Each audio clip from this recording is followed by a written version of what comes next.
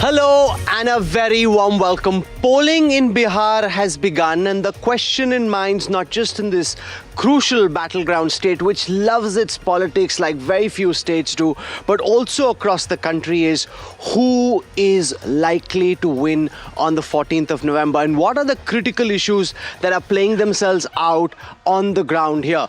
To get a sense, we're at the Belghati village in Purnea, and I'm joined by 5 leading experts who've spent the last several days traveling the length and breadth of this state. I want to introduce first Dr. Surjit Bhalla, one of India's leading economists, member of the Prime Minister's Economic Advisory Council, has been at the International Monetary Fund. He's been traveling, looking at it from a political and economic lens. Welcome. Thank you, sir.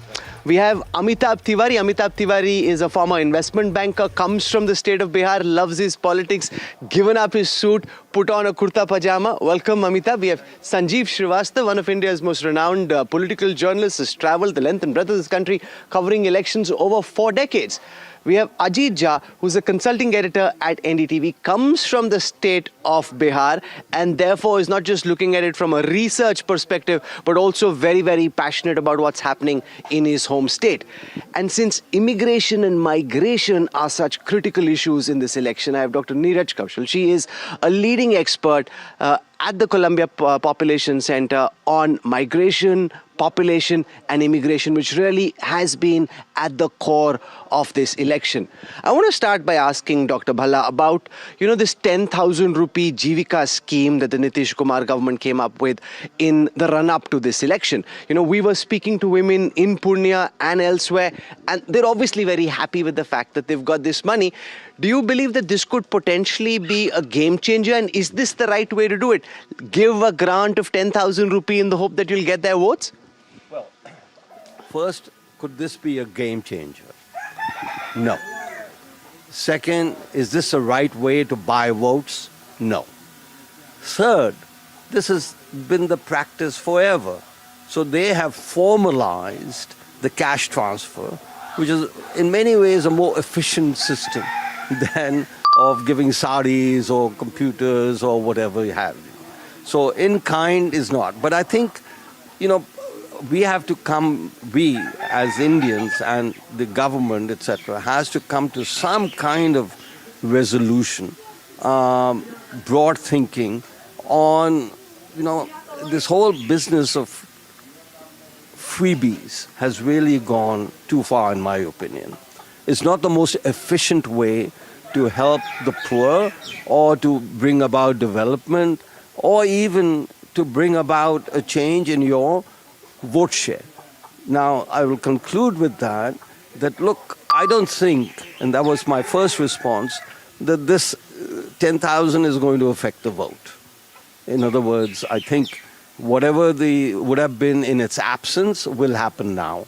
And perhaps we can discuss. You don't think it's a game changer? Because Amitabh Tiwari, we spoke to a lot of women who are sowing seeds for the winter crop in a farm in Purnea, and they were mighty chuffed with the fact that they'd got this 10,000 rupee. Some had bought sewing machines, some had bought some goats. They were very happy. And I asked them, will this impact your decision to vote? And they said, yes, we are being taken good care of. Women, Nari Shakti, seems to be at the core of the appeal of Chief Minister Nitish Kumar. Yeah, essentially because when we ask that vote vibe, if you get the money, will you switch your vote from others or a Jan Suraj or a Mahagathbandhan to India, to NDA? 5.8% of voters said yes. That's it. So 6% is a big swing in an election when the margins were only 12,000 votes between the two alliances. And this 10,000 rupees is a series of steps which Nitish Kumar has taken. It's not come out of the blue. So you have had a cycle distribution scheme, you had a scholarship scheme, you have 28% of women in police in Bihar. The national average is 12 to 13%. You have 50% panchayats, you have a reservation for women. Correct. So this is seen as a series of steps in his attempt to empower women of the state of Bihar. That's one. Second is it's also tied to a hope of getting rupees 2 lakh in the future. Because if you have a good business plan, that's what the government is promising, then they will be facilitating a 2 lakh rupee worth loan from other banks. And when we asked questions as to what you have done with this money, this we asked when the money was transferred in the accounts of the people, 58% said we have started some kind of a small business. Correct? So, and to be fair to Nitish Kumar, he has not fallen in the trap of a Maharashtra or a MP or a Delhi or a Karnataka kind of model wherein you have to give a cash dole every month. No, but Ajija, the state simply can't afford a monthly cash dole. Even here, the math suggests that the amount of payment that will be required for a monthly cash dole, Delhi announced it, they haven't implemented it. The state of Bihar, impoverished as it is, simply can't afford it. But you were speaking to women as well, and you saw those who received the money seem quite happy. And the contemporary wisdom out on the political street in Bihar at the moment seems to be that this potentially could be the singular biggest game changer, even though Professor Bhalla doesn't agree. You know, I think as far as women are concerned, I have never seen such a big gender gap anywhere, wherever I have covered elections, in favor of the incumbent, and that also after 20 years, right? And most of the women I spoke to, and these women were basically from Dalit, extremely backward castes in different parts of Bihar. Most of them came out with a word, Nitish ji to hame swabhalambi bana diye. So the whole idea is that economically they have become independent. And most of these money was given in form of loan to start small businesses, chudi ka, to badi ka, so, you know, whatever, small little businesses, and with 1% interest. And I heard that various assessments that they always return the money back to the banks where they take the money from. And the rate of it's a very good sort of return policy, and it has worked wonders. Whether it is, as Amitabh was pointing out, the young women vote, the school goers, you know, the cycle scheme that was started, if you remember, in his first term, and those girls have now grown into young women, and most of them, all of them seem completely. They find Nitish ji adorable and Prime Minister Modi, which is very interesting. So it's a jugalbandi between the two. After 20 years, one would imagine that there'd be a certain level of anti-incumbency amongst voters, especially around the incumbent. But amongst women in particular, despite his ill health, Nitish Kumar seems to tower above everybody else. Is it also to do just with the fact that women in particular are concerned that if the RJD comes back to power, then there could be a return of Jungle Raj? It's actually very interesting. In any other country, I mean, we saw elections in the United States where Biden was in ill health and he lost the election. And I was very surprised to see that here, Nitish ji's poor health, everybody is saying you can't leave an older person just because their health is poor. I have some things to say about this 10,000 rupees plan. I think from my perspective, if you look at the long-term view of things, it's so impressive to see that they've been given a very large sum, which is much more than, which is like 4 times the amount that was given in Maharashtra for a poorer state. No, but that was monthly. This is a one-time grant. This is a one-time, but when the women we spoke to, they are saying they have got 10,000. They're not saying they got 8,000 or 5,000 or 4,000. Whoever here and again, and we come across some women who haven't received it partly because they're not eligible or they don't have the paperwork. But whoever has received, so for them in the past, whenever the government gave, like Rajiv Gandhi said that only 15 paisa came. Here, the entire 100% has been transferred. Now, I think it will have, if anything, will have an impact from talking to people. This is something that seems to be a game changer. But is it a good scheme?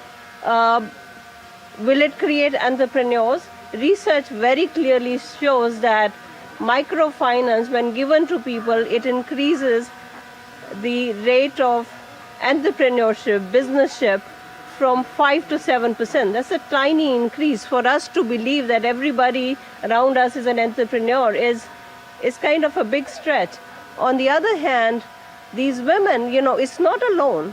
It's very clearly they're saying that it's a seed grant, which means it's a grant. So you take the money, do whatever you feel like with it, and those of you who are entrepreneurial can actually submit a plan, and then the bank will consider it. And, I haven't heard anybody except for one person saying that she will actually prepare a plan. Everybody is thinking of how to use it.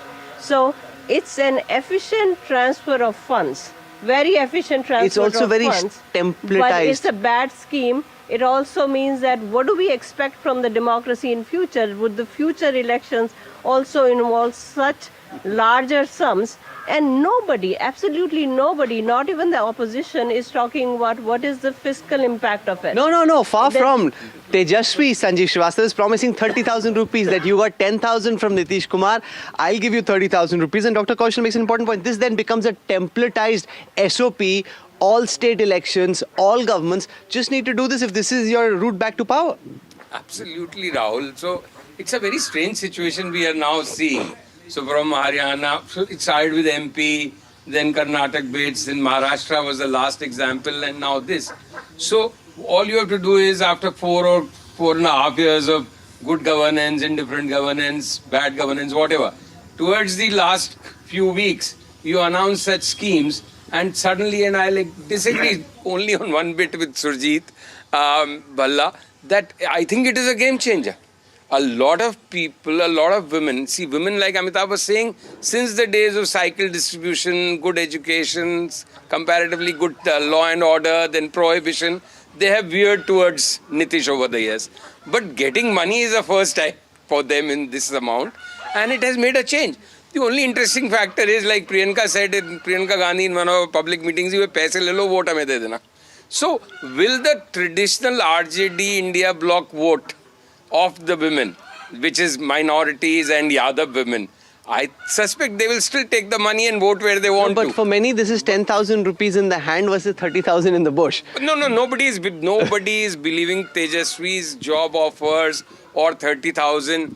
I think somewhere they are reconciled that he's just playing competitive populism. So he has to come across as one up on them. But his credibility on these promises right now, I don't think there are many takers on the ground. Let's come to the second very critical issue, which is to do with the incumbent's health. And we saw how in the United States, the health of President Joe Biden became a knockout blow for him. Surjit Bhalla, here, as Dr. Kaushal touched upon, it seems to be a source of sympathy. He's by and large been okay, nuksan to nahi pahunchaya. It's not his health, his mental capacity, physical ability should really be, at least on the outside, a bigger issue than it is. It's causing a positive sympathy rather than becoming a big negative. See, if you interpret the fact that I think the NDA is going to score a significant victory in this election. By significant, I mean 2/3 of the seats.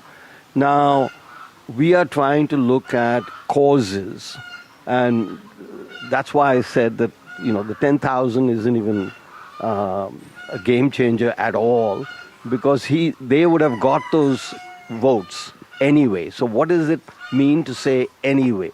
Elections are basically to look at the alternatives. And I think no matter what you do, in most people's eyes, and that's what I believe, the alternative is not very palatable, is not very appealing. Nitish has got, now coming back to directly, has got a record of actually working, and you mentioned the bicycle scheme, so on and so forth. And, he's considered Uncle Nitish, and he's a good person. Now, the comparison Biden is not really very appropriate, because he was quite, in the case of Nitish, he's staying out of the public eye, making a speech, and he reads a speech, and you know that the decisions are a joint decision between Nitish and the BJP. So and I think the BJP will end up getting more seats than Nitish. So that's just to prove, from my point of view, empirically, that it is neither the scheme of 10,000 rupees or Nitish's health is really at issue here.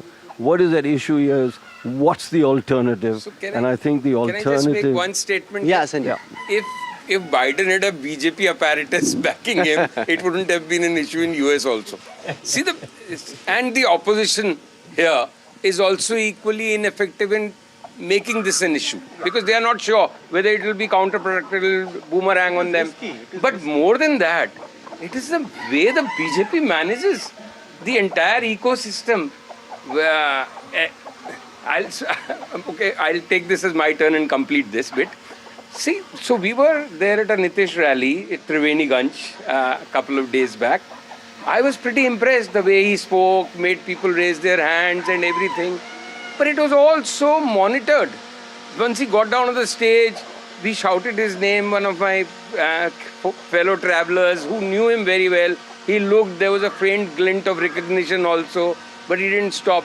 So this kind of management, no taking of phone calls, no speaking to anybody, even the manifesto release, 30 seconds, open, come, shut the gates and go back. So nothing. So who could have done that in US? So, and again, the Republicans just hounded here, both Congress, RGD, everybody is a little tentative. कि भाई संस्कारों के खिलाफ नहीं जाए. It's a very uniquely Indian construct, Amitabh Tiwari. The fact that you've got somebody who's clearly not all there. Yeah, it is true he's doing 4-5 sabhas. He reads out from a script. But this is not the Nitish Kumar that all of us know from 20 years ago. And yet his health is not attacked because there's a concern, which seems to be true, that this may actually generate sympathy. The Indian culture of not disrespecting someone who's now unwell and actually saying, एक बार और इतने साल किया एक मौका देके देखते हैं. Amitabh. Yeah, see, essentially, he's been here for 20 years and he's done good work, significant good work. Correct? When people compare Lalu's era with Nitish Kumar's era, even No, but core good work is supporters- relative. Good work is relative to where Bihar began from as a base. Correct. When you compare Bihar at the moment with other states, it has the lowest per capita income even at this moment. Correct. Yeah. That's always been there. So people make two comparisons. One, what other states have become and what Bihar was 20 years back. So when they compare with other states, of course, there is still a lot to be done. When they compare with Bihar of 2005, a lot has been achieved. See, again, what we are discussing is that he is now a senior citizen, comparatively. Correct. Also, the number of youth population is high, but the number of youth voting population is lower because 0 to 18 cannot vote.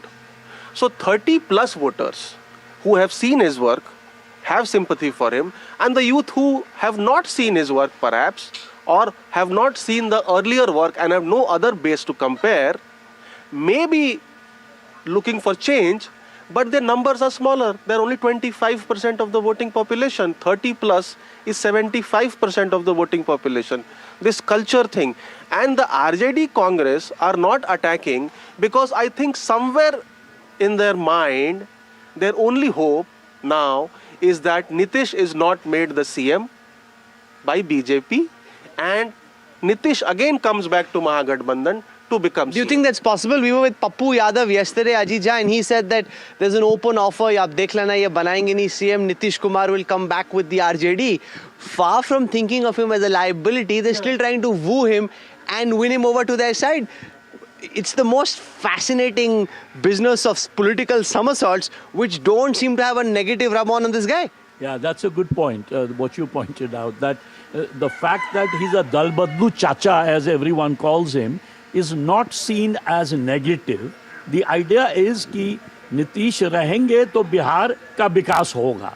That is associated with him, number one. Number two, the fact that we did not mention, when Nitish came, the first thing that he did, just like Yogi Adityanath in UP, the crime rate just fell down. So for women, that thing, that security, कि 6 बजे के बाद जब अंधेरा होता है, तो I can go out and nothing happens to me. That sort of makes him, that's why he's big favorite for women. And the third I found out, which was very funny, a lot of people told me, Bharat mein, see, the typical thing is, जब बेटा बाप को गाली देता है, तो people start hating the बेटा. कि भाई आपके लिए इतना किए. So Prashant Kishore, he's the one who's attacking Nitish left, right and center. So many of the people told me, घर में रखते थे इसको नीतीश कुमार, और अब ये जो है रोज गाली देता है उनको. ये कोई तमीज है बात this करने would का? typically be a knockout blow in any other state. I mean, especially in a country like the United States where you're based at the moment, if this was to happen, it would not even lead to the candidate being allowed to stand. Here, it's actually creating sympathy for the incumbent chief minister. Yeah, part of it is also, imagine a situation where BJP was in the opposition and not an ally of Nitish. It would have been a very different scenario. They would have talked about his health. They would have talked about his mental health. So I think there is a cultural difference, but there is also that BJP would have gone really against. So why do you think RJD is not doing it? RJD is not doing it, but another thing that that Nitish Kumar has done, he has created this very fine balance in this state. For instance, he has kept the BJP's communal politics at bay, and he has kept RJD's caste politics at bay. So in that sense, many people actually think that he's bringing that balance. So there is a sympathy for him on many counts. One of this being, the balance that he's created, the law and order thing that they have. And RJD is probably not very well equipped. They are not very well, they haven't planned this very well. They have, their response, BJP's response to this 10,000 scheme might have been another Revdi. Like, PM Modi has said, "Main Revdi nahi," he was against Revdis for a very long time. This 10,000 scheme, it looks like a Revdi, it tastes like a Revdi, it is presented as a Revdi, and it is also accepted as a Revdi. But no, there's a competitive welfareism that we see. So it's kind of very sad that, people of Bihar look at politics now as what are they going to get from various political parties. Earlier, Nitish had started this conversation, which was about, he'll create roads and bring electricity and education. But now seems to be the focus in terms of what are you going to get personally. Sure. Let's spend a moment on why the opposition hasn't made a bigger fight for it. For a long time, it seemed in the 2020 election that there was anti-incumbents. You could feel it on the surface. This is COVID, migrants coming back, Ajija. This time, A, on the surface, the anti-incumbency seems lesser. And B, the Mahagathbandhan battle never really came together. Very few joint appearances. Rahul Gandhi staying out of it after his Vote Adhikar Yatra for a long time during the holiday season. Tejasvi campaigning, but he's a one-man show.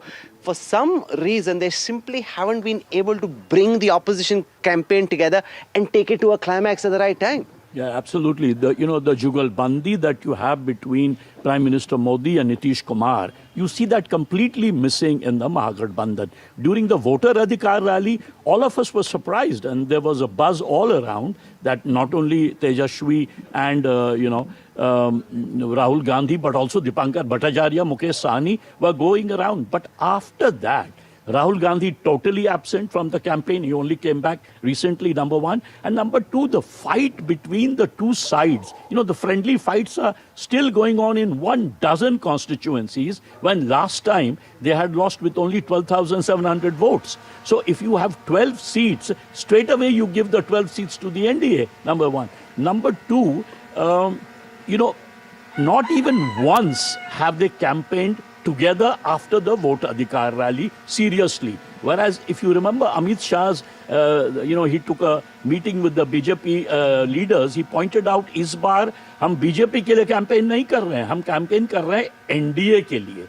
That, I think, in a coalition sends a very positive signal, which these people have not. No, but look at how Prashant Kishore has made a fight for it. Now, no matter what he gets, Amitabh Tiwari at the end of it, that's a different matter. His is a new party. But he's really, over the last 3 years, slogged physical effort, mental effort. For some reason, Tejasvi, who's got everything to win and nothing to lose, hasn't put in the same kind of physical effort, he hasn't done the yards in the way that a complete outsider like Prashant Kishore has? Because Tejasvi is a typical politician. He became active only 3 to 6 months before, or he becomes active only 3 to 6 months before the elections. Actually, if you see whatever the Mahagathbandhan is raising as issues, some of those issues have been raised vociferously by Prashant Kishore's party, and they have copied it from Prashant Kishore. The issues on corruption with regard to ministers in NDA government has been raised by Prashant Kishore. The Mahagathbandhan has not raised it. The issues on education, health, unemployment, migration. So somehow the opposition is playing typical politics of staying away from hardcore door-to-door politics for 4.5 years, coming on the scene when the elections arrive. And of course, there is a lack of coherence in the campaign.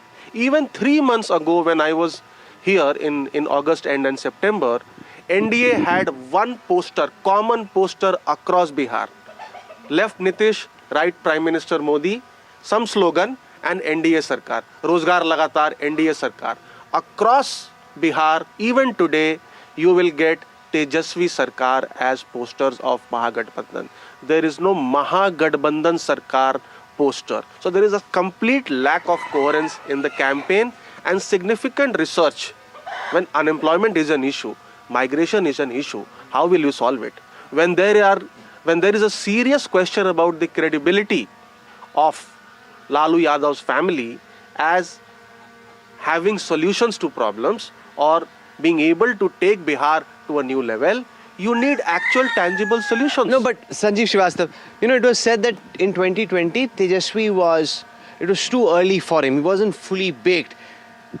In terms of his political cycle and journey, this is when he's fully baked, or he should be fully baked. And far from having progressed, political wisdom at this moment suggests he's actually regressed as a leader. How can that even be possible, and why is it happening in your view? So that's Tejasvi's personality also. To some extent, we should understand.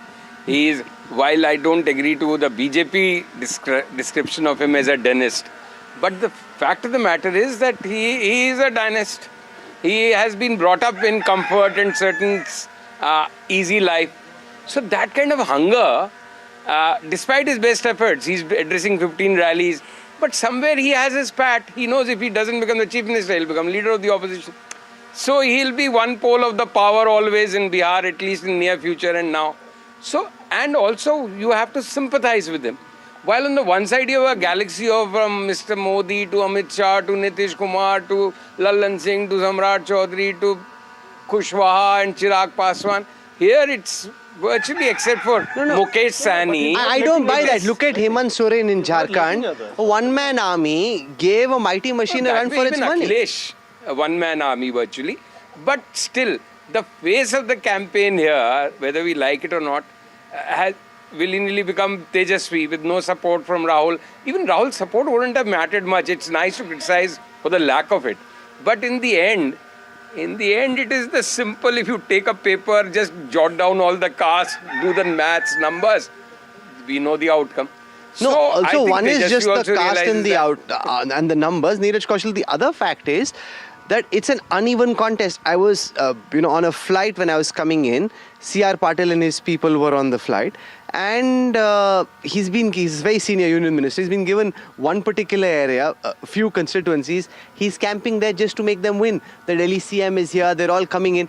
It's a mighty machine, arguably the strongest election machine ever assembled in this country, up against a ragtag coalition that can't seem to come together. I think that's the real problem. Again and again we see that the India coalition, while they have a lot of groups, they are never able to come together, and they're not able to actually put their entire machinery behind one person, support behind one person. Caste politics no doubt dominates the state, but I think economics and progress matters. That's what we've seen since 2005. Somehow or the other, the voters in this state have been able to keep the extreme forces out. And my hope is that these, although I don't like the 10,000 rupees that is given, instead of which I think will be taking away money from other schemes. One thing about universal scheme, which in a way it is that it goes beyond caste politics. So it seems like Nitish has kind of created a constituency across caste groups among women. And so that seems to me the only redeeming factor in these elections. And Surjit Balla wants to make a point. Now, I want to come back to this dynastic politics, which I think is an important X factor, if you will, whatever you want to call it, in behind the scenes. So, who not only is he a dynast, his partner is the biggest dynast. And I think we will underestimate what's happening in India if we don't recognize that days of dynastic politics are over. People don't like it. So when you have, in the Mahagathbandhan, the two leading dynasts in the country, people rebel and revolt. So therefore, that is why, forget this 10,000. I really think it's a red herring. It's really, So आपके लिए ना 10,000 rupees is pocket change, but for the poor people, it seems to really make a material difference. This was so I'll answer the following way. All the time there is, including on this trip, the caste system in Bihar leading this, that. And I keep asking, look, every politician knows that caste is important. So what they do, they will field the person of the caste over there, and they will appeal to caste. So everybody's doing it. So therefore it means nothing. People are not voting on the basis of caste. If that was so simple, then you would have the results a very different way. And you're forgetting that the in-between, the non-caste people are much more. In the olden days, maybe it was important. But 2025, with drones flying around, and you think, and people know about this, don't underestimate, there's no longer an uneducated younger population. Okay? So they all know what's going on. So and therefore, I would disagree. Harping on With caste, all I think respect to Surjit, on three things. See, just like Nitish's health is an issue amongst chattering classes and political pundits, on the ground I have not seen one voter during last 1 week talking about Nitish's health. Similarly, I have not met one voter talking about, I described Tejasvi as a dynast in terms of his personality traits and why he's not giving it maybe his 100%. But not one voter we have met, not just in this trip, but in most of our trips who talk about dynasts, whether it's Akhilesh or Tejasvi or Rahul or whoever. But the chattering classes, and there may be some resentment, it doesn't come to surface. So, and the caste system is like, again, Surjit feels very strongly on this, but I think the caste system in reference to Bihar is really cast in stone. It is the final moment of reckoning, just when they enter the polling booth. I think suddenly उनको अपना गोत्र की सारी caste और सारी गणित याद आ जाएगी. I'm just hoping the younger lot doesn't I completely disagree with that. Please, you know better, obviously, about let's take Bihar. Nitish That's Kumar. my perception. Let's take Nitish Kumar, right? He comes from the Kurmi caste, whose vote percentage is 2.49%, and he's been chief minister for 20 years. Jai Prakash Narayan, who created the biggest revolution in Bihar, came from the caste community, whose vote percentage is less than 2%.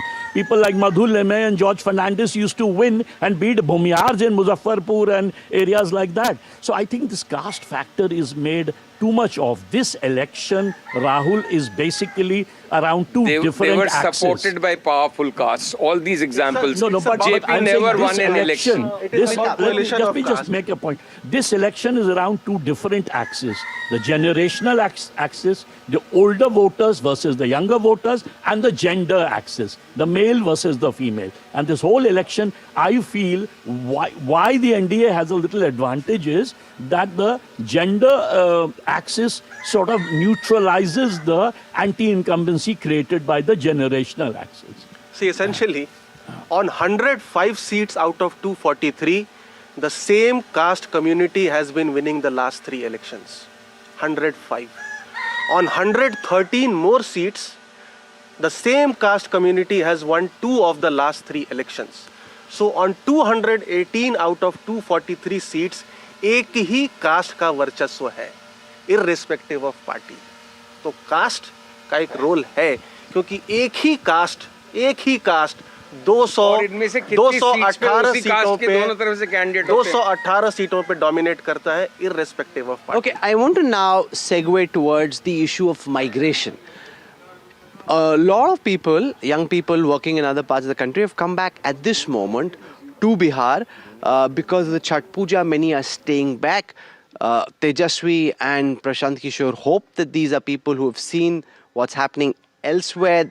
They will go back to their families and explain that things in Bihar are not the way they are elsewhere, and therefore vote beyond caste lines. Is the opposition being too optimistic that outsiders will go back to their villages and play a role in mobilizing public opinion? I think they will mobilize public opinion, but they are optimistic in the sense that it will be in favor of them.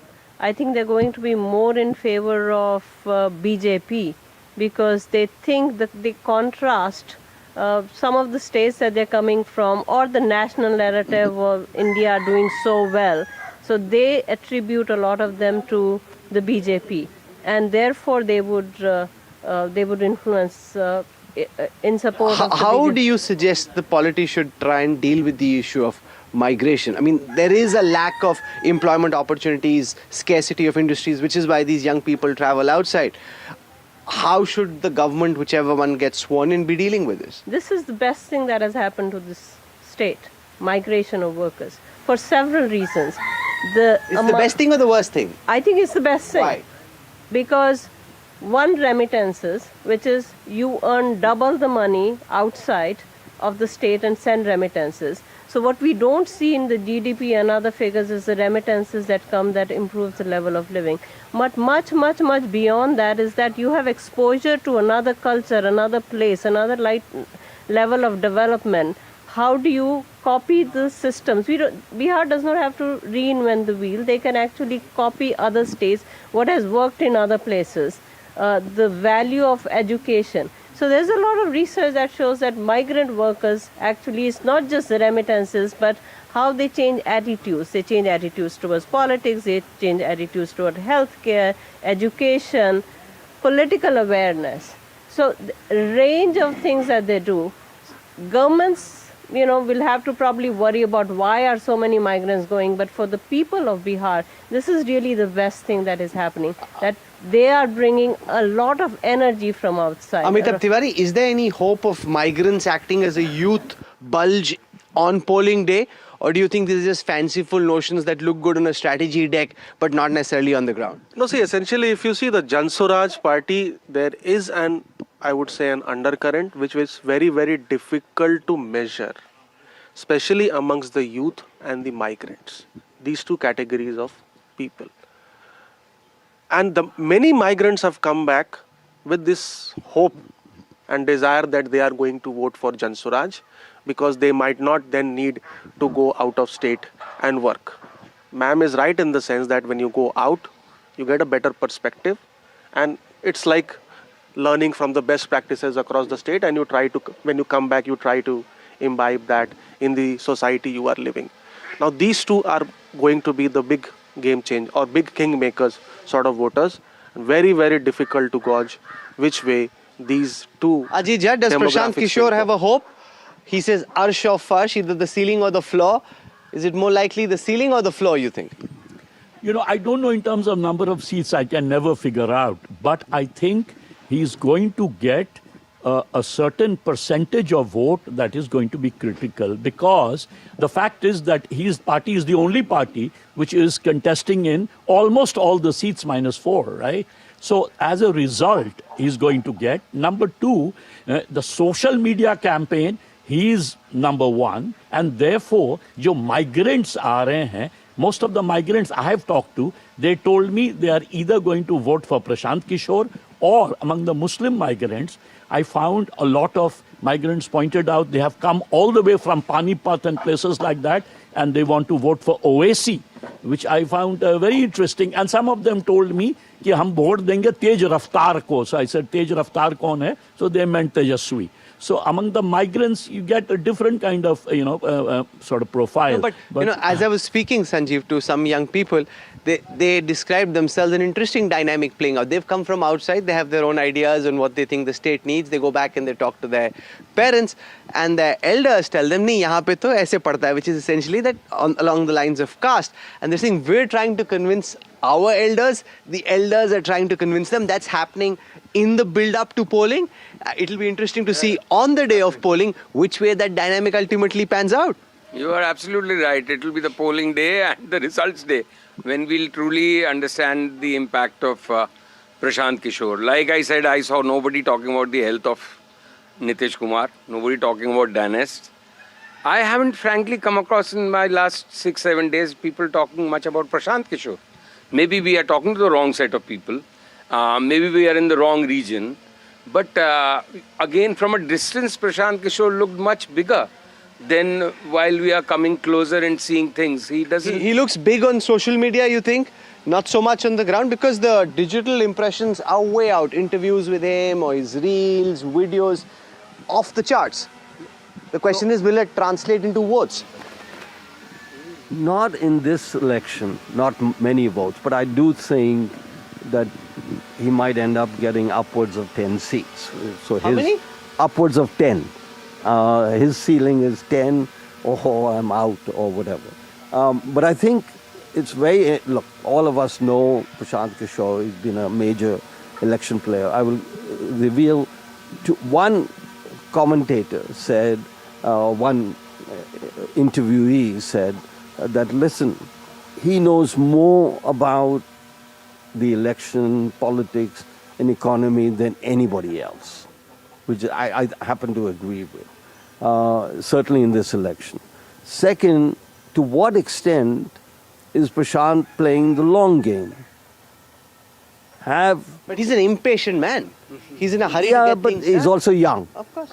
And especially since we were talking about how age might be playing a part in this. So, 5 years is not that big a distance. So I think that's his motivation. He's certainly now not an election strategist. He is a politician running for election. And I think regardless of how well or badly the media describes him, his performance, I think he's a player. And No, but do you think him not contesting himself was a big disservice? Because every client he advised, as a consultant, he said, fight, you have to fight. It's the 101, without this there's no hope. And when it came to making the choice for himself, he opted out.